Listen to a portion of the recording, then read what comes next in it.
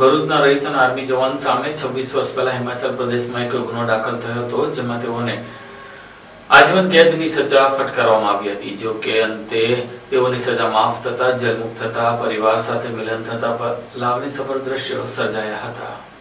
ભરૂચ જિલ્લામાંથી મહત્વપૂર્ણ ઘટના સામે આવી છે। હિમાચલ પ્રદેશમાં આર્મીમાં ફરજ દરમિયાન ઈસવીસન 1986માં નોંધાયેલા ગુનામાં આજીવન કેદની સજા ભોગવી રહેલા કાશુભાઈ ભલાભાઈ હઠીલાલાને વહેલી જેલ મુક્તિ આપવામાં આવી છે।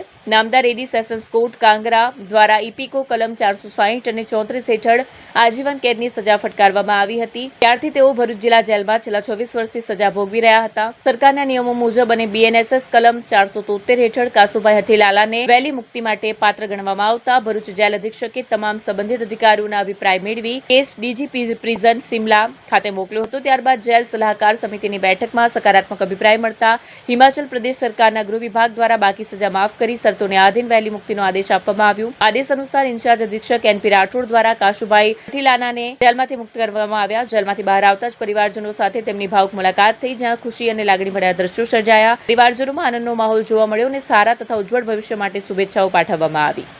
मारू नाम काशुभाई भलाभाई। मैं हिमाचल में आर्मी ने अंदर गयो। आर्मी में संजोग ने कारण केस बनी गयो थी आजीवन की सजा पड़ता पछी वतन लाभ में हिमाचल सरकार में गुजरात वतन लाभ में सेंट्रल जेल बरोड़ा में आव्यो। एना पछी त्या 2 વાર कार्रवाई करवामां आवी मारी छूटवानी, त्या न थयुं अने त्यांथी अहीं स्टाफ वार्डननी जरूर होवाने कारणे मने सेंट्रल जेल वडोदरा थी भरूच जेल में मोकलवामां आव्यो।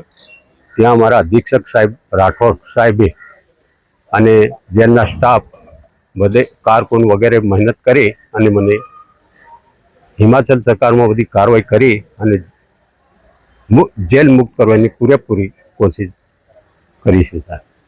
હું NP Rathod Bharuch district jail અત્રેની ભરૂચ જિલ્લા જેલ ખાતે છેલ્લા 26 વર્ષથી આજીવન કેદની સજા ભોગવતા પાકા કેદી કાશુભાઈ ભલાભાઈ હઠીલા નાઓ હિમાચલ પ્રદેશ ખાતે આર્મીની ફરજ દરમિયાન તેઓને 1986માં ઇપીકો કલમ 460 34 મુજબ ગુનો દાખલ થતા નામદાર એડી સેશન કોર્ટ કાંગરા ધર્મશાળા હિમાચલ પ્રદેશ દ્વારા આજીવન કેદની સજા કરવામાં આવેલ।